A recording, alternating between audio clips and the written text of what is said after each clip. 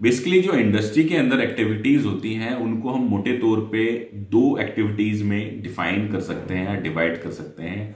First one is हमारी value added, VA, value added activities, ठीक है। Then is non value added activities.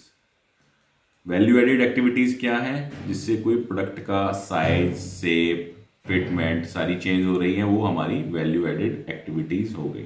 और non value added activities क्या है? जिससे हमारे प्रोडक्ट की साइज, शेप, फॉर्म के ऊपर कोई फर्क नहीं पड़ रहा।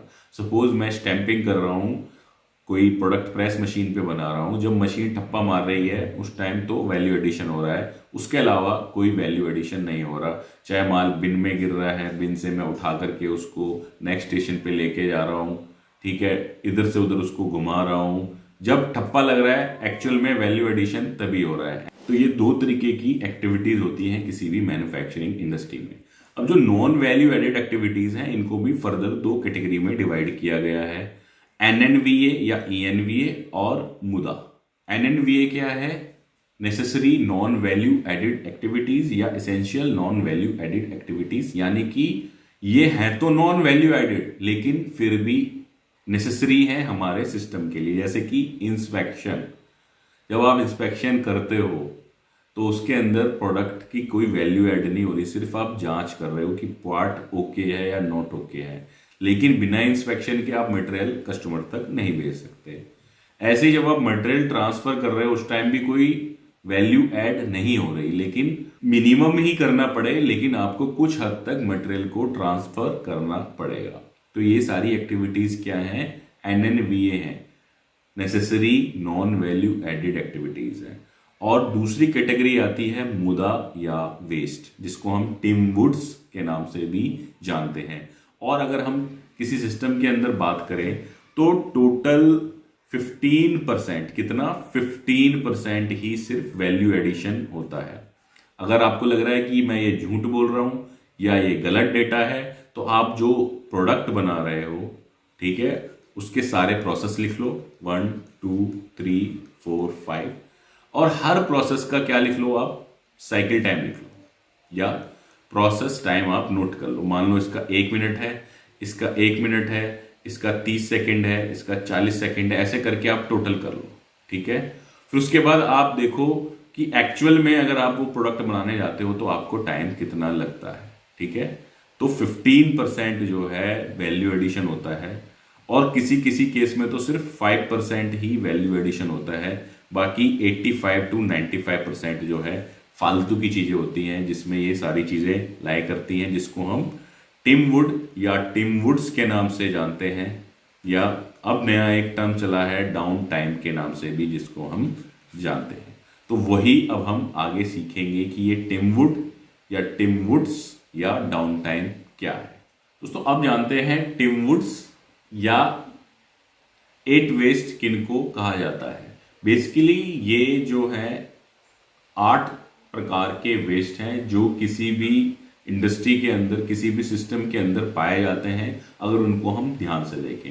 इनको अभी ब्रीफ में जानते हैं, फिर एक एक करके सारे वेस्ट को हम डिटेल में जानेंगे। और मैं आपको आज दोनों तरीके से समझाऊंगा, टिम वुड भी और डाउन टाइम भी। कुछ लोग इसको टिम वुड्स बोलते हैं, कुछ इसको डाउन टाइम बोलते हैं। पहले इसको टिम वुड कहा जाता था, अभी टिम वुड्स हो गया है, एक 8वां वेस्ट भी ऐड किया गया है। हालांकि जो टिम वुड है वही अपने आप में सफिशिएंट है अगर आप उस पर काम कर लेते हो, ठीक है। और बेहतर है कि आप 8वें वेस्ट पे भी काम करना शुरू कर दो। तो एक एक करके जान लेते हैं 8 जो वेस्ट हैं वो क्या क्या हैं। दोस्तों जो सबसे पहला है वो है हमारा टी से ट्रांसपोर्टेशन, यानी कि ढुलाई। सेकंड वन इज इन्वेंट्री या सामग्री या स्टॉक। देन इज एम से मोशन या मूवमेंट या चलना, घूमना। देन हमारा है वेटिंग, डब्ल्यू से प्रतीक्षा करना। देन है हमारा ओवर आउटपुट कि अधिक उत्पादन कर देना। तो आप सोचोगे कि अधिक उत्पादन वेस्ट कैसे हो सकता है, जब आप आगे पढ़ोगे, आगे समझोगे तो समझ में आएगा कि अधिक उत्पादन कर देना कैसे वेस्ट हो सकता है। कुछ लोग इसको ओवर प्रोडक्शन भी बोल देते हैं, ठीक है। देन है हमारा ओवर ऑपरेशन, ठीक है, कि जितने प्रोसेस डिफाइन है उससे अधिक ऑपरेशन करना ओवर ऑपरेशन कहलाता है। कुछ लोग इसको क्या बोलते हैं, ओवर प्रोसेसिंग भी बोल देते हैं। इसको बोलते हैं प्रोडक्शन और इसको प्रोसेसिंग, ठीक है। देन है हमारा डिफेक्ट्स, यानी कि ऐसा पार्ट बनाना जिसके अंदर कमी हो या कोई दोष हो। उसके बाद सबसे आखिरी जो हमने अभी नया ऐड किया या जिसको हाल फिलहाल में ज़्यादा लोग इस्तेमाल करने लगे हैं, वो है स्किल या नॉन यूटिलाइज स्किल या अंडर यूटिलाइज स्किल। मतलब जो कौशल है, लोगों का स्किल है, उसका सही इस्तेमाल ना होना।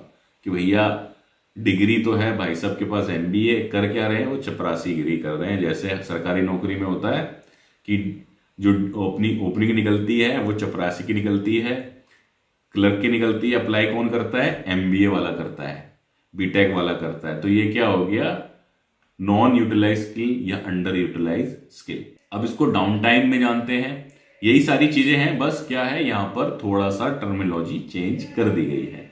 तो डाउन टाइम के अंदर पहला क्या हो गया हमारा, डिफेक्ट्स, यानी कि कमी या दोष या रिजेक्शन प्रोड्यूस करना। देन है हमारा ओवर प्रोडक्शन, ठीक है, या ओवर आउटपुट, ठीक है। इसको आप ओवर प्रोडक्शन बोल सकते हो या ओवर आउटपुट बोल सकते हो। देन है हमारा डब्ल्यू से वेटिंग। उसके बाद आता है नॉन यूटिलाइज स्किल, स्किल का सही तरीके से इस्तेमाल ना होना। देन है हमारा टी से ट्रांसपोर्टेशन। उसके बाद आता है हमारा इन्वेंट्री। उसके बाद आता है एम से हमारा क्या, एम से आएगा हमारा मोशन या मूवमेंट। देन आएगा हमारा ई से एक्स्ट्रा प्रोसेसिंग, जिसको हम उधर बोलते हैं क्या, ओवर ऑपरेशन। अब दोनों को अगर आपस में कंबाइंड किया जाए, दोनों को आपस में एनालिसिस किया जाए तो क्या होगा, यहां पे जो पहला टी है ट्रांसपोर्टेशन का, वो उठ के यहां आ गया भैया, ये वाला टी हो गया ट्रांसपोर्टेशन, ठीक है। देन है आई, टिमवुड का आई, तो ये यहां पे लोगों ने कर दिया इसको डाउन टाइम। लोगों को आदतें हैं कि भाई अपनी अपनी नई कहानी बना दो, हालांकि जो ओरिजिनल कॉन्सेप्ट है वो टिमवुड वाला है। तो भाई हमें भी आपको बताना जरूरी है कि भाई डाउन टाइम के नाम से भी जाना जाएगा, नहीं तो फिर आप लोग नीचे कमेंट करोगे जी आप गलत पढ़ा रहे हो, डाउन टाइम भी होता है। तो हमने आपको सोचा कि टिमवुड्स भी पढ़ा दें आज और डाउन टाइम भी पढ़ा दें। एम से वही हो गया मोशन या मूवमेंट, और यहाँ पे भी मोशन और मूवमेंट हो गया। डब्ल्यू से वेटिंग, डब्ल्यू से वेटिंग हो गया। ओ से क्या हो गया, ओवर आउटपुट, ठीक है, यहाँ पे हमने ले लिया ओवर प्रोडक्शन। देन हो गया ओवर ऑपरेशन, तो इन्होंने ले लिया क्या, एक्स्ट्रा प्रोसेसिंग, ठीक है। देन हो गया डी से डिफेक्ट्स, यहां भी हो गया डी से डिफेक्ट्स। यहाँ एस से हो गया स्किल, यहां पे हो गया नॉन यूटिलाइज्ड स्किल।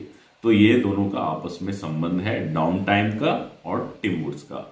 ऐसे ही हमारी जो है एक ट्रेनिंग की भी साइट है, उस पर आप जाओगे तो वहां पे आपको बहुत सारे जो कोर्सेज हैं वो मिल जाएंगे। जैसे हमने फॉरेन चेंज का कोर्स डाला हुआ है, 9001 के पूरे डॉक्यूमेंट्स का एक कोर्स है, ओई डीपीआर का कोर्स है, जेड का एक कोर्स है, ऑटोमेटेड केपीआई का एक कोर्स है, सैलरी का एक कोर्स है, बॉम्ब शीट का एक कोर्स है, स्टोर परचेज के कोर्सेज हैं, 5S चैंपियन का एक कोर्स है। तो इसके अंदर क्या किया है हमने, कुछ वीडियोस हैं और कुछ रेडी टू यूज फॉर्मेट आपको दे दिए गए हैं कि वहां से आप फॉर्मेट डाउनलोड करके उनको प्रैक्टिस कर सकते हो। फॉर्मेट जो होंगे वो जिप फाइल के अंदर होंगे, जिप फाइल को आपको अनजिप करना होगा यूज करने से पहले। ये एक बेसिक प्रॉब्लम आती है, स्टूडेंट्स जिप फाइल को अनजिप नहीं कर पाते और बोलते हैं कि फॉर्मेट काम नहीं कर रहे। तो आप जो फॉर्मेट यहाँ से डाउनलोड करोगे वो जिप होंगे, उनको आपको अनजिप करना होगा और आप आसानी से वहां से उनको यूज कर सकते हो।